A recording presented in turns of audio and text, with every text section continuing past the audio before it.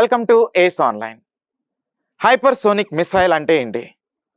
యాక్చువల్గా హైపర్సోనిక్ మిసైల్ని రీసెంట్గా మన భారతదేశం అబ్దుల్ కలాం ఐలాండ్ నుంచి సక్సెస్ఫుల్గా టెస్ట్ చేయడం అనేది జరిగింది. ఏ రోజున ఈ టెస్ట్ అనేది కండక్ట్ చేశారో, నెక్స్ట్ ఈ మిసైల్కి ఉన్నటువంటి స్పెషాలిటీ ఏంటి, యాక్చువల్గా హైపర్సోనిక్ అంటే మీనింగ్ అనేటువంటిది ఏం చెప్తారో, ఎన్ని కంట్రీస్ దగ్గర ఇలాంటి హైపర్సోనిక్ మిసైల్స్ అనేటువంటిది ఉన్నాయి, అంటే ఎన్ని కంట్రీస్ సక్సెస్ఫుల్గా ఈ టెస్ట్ని కండక్ట్ చేసినాయి, వీటికి సంబంధించినటువంటి కంప్లీట్ ఇన్ఫర్మేషన్ మనం ఈ వీడియోలో చూద్దాం. Right, so hypersonic missiles. యాక్చువల్గా హైపర్సోనిక్ అంటే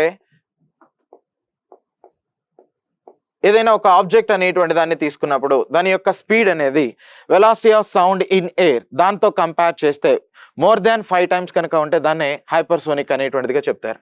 okay, so velocity of an object, velocity of an object, ఏదో ఒక ఆబ్జెక్ట్ అనేది తీసుకున్నా, నెక్స్ట్ దేంతో కంపేర్ చేయాలి, velocity of sound in air. So దీన్ని ఏమంటారంటే మ్యాక్ నెంబర్ అనేటువంటిదిగా చెప్తారు. సో ఒకవేళ ఆ ఆబ్జెక్ట్ యొక్క స్పీడ్ అనేది మోర్ దాన్ 5 మ్యాక్ నెంబర్స్ కనుక ఉంటే, 5 to 10 మ్యాక్ నెంబర్స్ ఆ రేంజ్లో కనుక ఉంటే దాన్ని ఏమంటారంటే హైపర్సోనిక్ అనేటువంటిదిగా కన్సిడర్ చేస్తారు. హైపర్సోనిక్. ఓకే, అయితే ఈ హైపర్సోనిక్ కి సంబంధించినటువంటి క్రూయిజ్ మిసైల్ ని, అంటే వీటిలో బ్యాలిస్టిక్ మిసైల్స్ అనేటువంటిది ఉంటాయి, నెక్స్ట్ క్రూయిజ్ మిసైల్స్ అనేటువంటిది ఉంటాయి. So cruise missiles, so ballistic missiles అనేది తీసుకున్నట్లయితే సో వీటిని లాంచ్ చేయడానికి లాంచింగ్ ప్యాడ్స్, రాకెట్స్ లాగా లాంచింగ్ ప్యాడ్స్ అనేటువంటిది కావాలి. కానీ క్రూయిజ్ మిసైల్స్ అనేటువంటి వాటిని ఎక్కడి నుంచి అయినా కానీ మనం లాంచ్ చేయగలుగుతాం. సో వాటికి సపరేట్ డివైజెస్ అనేటువంటిది ఉంటాయి. ఓకే, సో వాటిని బేస్ చేసుకుని మనం ఈజీగా లాంచ్ అనేటువంటిది చేయొచ్చు. Okay right, next one.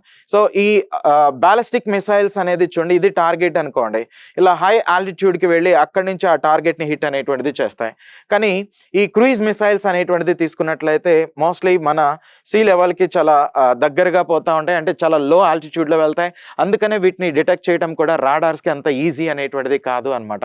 So radars కూడా ట్రేస్ అవుట్ చేయలేని విధంగా ఈ మిసైల్ స్పీడ్ అనేటువంటిది ఉంటుందనటంలో ఎటువంటి అతిశయోక్తి లేదు.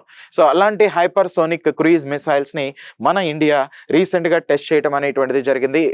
ఎప్పుడు అంటే November 16, 2024 ఎక్కడి నుంచి, అబ్దుల్ కలాం ఐలాండ్ నుంచి. Okay, so Abdul Kalam island నుంచి అంటే ఒడిస్సా కోస్ట్ ఆఫ్ నుంచి దీన్ని సక్సెస్ఫుల్ గా టెస్ట్ అనేటువంటిది చేశారు. సో అఫీషియల్ గా మినిస్ట్రీ ఆఫ్ డిఫెన్స్ అనేటువంటిది దీన్ని మెన్షన్ చేయడం జరిగింది. అఫ్ కోర్స్ ఎక్కడ దీన్ని తయారు చేశారంటే doctor Abdul Kalam missile complex Hyderabad లో ఈ మిసైల్ అనేటువంటి దాన్ని డిజైన్ చేయడం జరిగింది. దీని యొక్క రేంజ్ అనేది తీసుకున్నట్లయితే 1500 kilometers అనమాట, అంటే long range hypersonic cruise missile అనేటువంటిదిగా దీన్ని కన్సిడర్ చేయొచ్చు. నెక్స్ట్ ఇప్పటి వరకు ఇలాంటి మిసైల్స్ అనేది కేవలం Russia, next US, next China ఇలాంటి కంట్రీస్ దగ్గర మాత్రం, అంటే ఈ దేశాలు మాత్రమే వీటిని టెస్ట్ చేయడం అనేది జరిగింది. తర్వాత ఎలైట్ క్లబ్ లోకి మన ఇండియా కూడా జాయిన్ అవడం జరిగింది. సో ఈ మిసైల్ ని టెస్ట్ చేయడం ద్వారా. ఓకే, సో ఇంతకీ సో ఇక్కడ మీరు అబ్జర్వ్ చేయొచ్చు, integrated test range launching complex 3 అనేటువంటిది బాలాసోర్లో ఉంటే, లాంచింగ్ కాంప్లెక్స్ 4 అనేటువంటిది అబ్దుల్ కలాం ఐలాండ్లో ఉంటుంది. చాలా క్రూషియల్ మిసైల్స్ ఏవైతే ఉంటాయో అలాంటి వాటిని అబ్దుల్ కలాం ఐలాండ్ నుంచి మేజర్గా మనం టెస్ట్ అనేటువంటిది కండక్ట్ చేస్తూ ఉంటాం. సో వాటిలో భాగంగానే ఈ హైపర్సోనిక్ క్రూయిజ్ మిసైల్ అనేటువంటిది రీసెంట్గా టెస్ట్ చేయడం జరిగింది.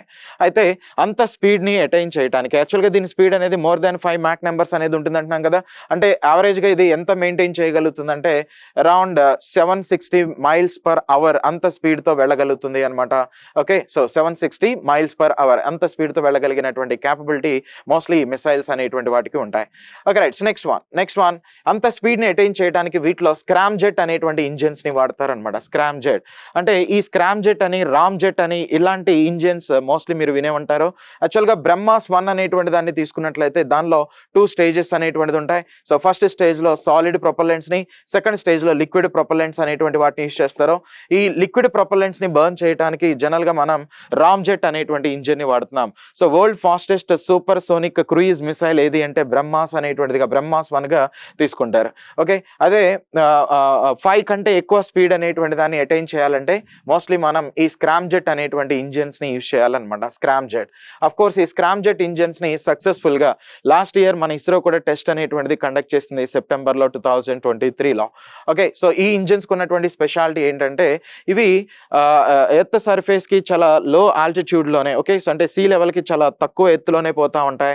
నెక్స్ట్ ఇక్కడ ఉన్నటువంటి ఆక్సిజన్ని తీసుకుని అంటే అట్మాస్ఫియర్లో ఉన్నటువంటి ఆక్సిజన్ని తీసుకుని దీని లోపల ఉన్నటువంటి ఫ్యూయల్ అనేటువంటిది బర్న్ అవుతూ ఉంటుంది అనమాట. ఓకే సో ఆక్సిడైజర్ని డైరెక్ట్గా అట్మాస్ఫియర్ నుంచి తీసుకునే క్యాపబిలిటీ ఈ స్క్రామ్జెట్ అనేటువంటి ఇంజిన్స్కి ఉంటాయి. అది వీటికి ఉన్నటువంటి వన్ ఆఫ్ ద మేజర్ అడ్వాంటేజ్గా కన్సిడర్ అనేది చేయొచ్చు. రైట్ సో అంటే సపరేట్గా ఇది ఆక్సిడైజర్ని క్యారీ చేయాల్సిన అవసరం అనేటువంటిది లేదు. ఎందుకనంటే propellant is equal to fuel plus oxidizer అనేటువంటిదిగా చెప్తాం. ఈ ఆక్సిడైజర్ని డైరెక్ట్గా అట్మాస్ఫియర్ నుంచి ఇది కలెక్ట్ చేసుకుంటూ ఉంటుంది. సో ఇక్కడ మీరు అబ్జర్వ్ చేసినట్లయితే ఈ టైప్ ఆఫ్ ఇంజిన్స్ ఏవైతే ఉన్నాయో వీటిని ఎయిర్ బ్రీతింగ్ ప్రొపల్షన్ సిస్టమ్స్ అనే కేటగిరీ కింద కన్సిడర్ చేస్తారు. అంటే ఇవి అట్మాస్ఫియర్లో మూవ్ అవుతున్నప్పుడు అట్మాస్ఫియర్ నుంచి ఆక్సిజన్ని తీసుకుని ఆ ఫ్యూయల్ అనేటువంటిది బర్న్ అవుతుంది అనమాట. సో జనరల్గా వీటిలో రామ్జెట్ ఇంజిన్ అని, స్క్రామ్జెట్ ఇంజిన్ అని, డ్యూయల్ మోడ్ రామ్జెట్ ఇంజిన్స్ అని ఇలాంటివి ఉంటాయి. రామ్జెట్ ఇంజిన్ అనేటువంటిది కనుక యూజ్ చేస్తాం అనుకోండి, సో ఇది సూపర్ సోనిక్ స్పీడ్ని అటైన్ చేయడానికి ఎక్కువగా ఈ ఇంజిన్స్ని వాడతారు.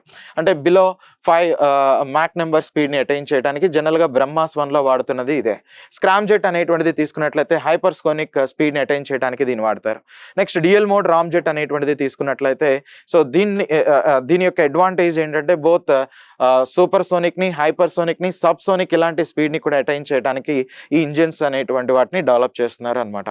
సో ఓవరాల్గా కనుక తీసుకున్నట్లయితే మన ఇండియా ఈ హైపర్ సోనిక్ మిసైల్ టెస్ట్ అనేటువంటిది సక్సెస్ఫుల్గా కండక్ట్ చేయడం జరిగింది. ఎక్కడి నుంచి? అబ్దుల్ కలాం ఐలాండ్ నుంచి. సో జనరల్గా ఈ ఇంజిన్స్ని ఇంకొక విధంగా ఈ స్క్రామ్జెట్ ఇంజిన్స్ ఏవైతే ఉంటాయో ఇంకొక విధంగా సూపర్ సోనిక్ కంబషన్ రామ్జెట్ అనేటువంటిగా కూడా ప్రొనౌన్స్ అనేటువంటిది చేస్తారు. ఎగ్జామినేషన్ పాయింట్ ఆఫ్ వ్యూలో మనకి ఎలా అడుగుతారంటే ఎక్కడి నుంచి టెస్ట్ చేశారో ఓకే నెక్స్ట్ దీని యొక్క ఇంపార్టెన్స్ అనేది హైపర్సోనిక్ మిసైల్ అంటే ఏంటి ఆ డేట్ అనేటువంటిది, నెక్స్ట్ ఈ స్క్రామ్జెట్ ఇంజిన్కి రామ్జెట్ ఇంజిన్కి ఉన్నటువంటి డిఫరెన్స్, సో హైపర్సోనిక్ స్పీడ్ని అటైన్ చేయడానికి ఏ ఇంజిన్ని వాడతారో, నెక్స్ట్ సూపర్సోనిక్ స్పీడ్ని అటైన్ చేయడానికి ఎలాంటి ఇంజిన్స్ని యూజ్ చేస్తారు అనేది ఎగ్జామినేషన్ పాయింట్ ఆఫ్ వ్యూలో అడగడానికి ఎక్కువ పాసిబిలిటీ అనేది ఉంది.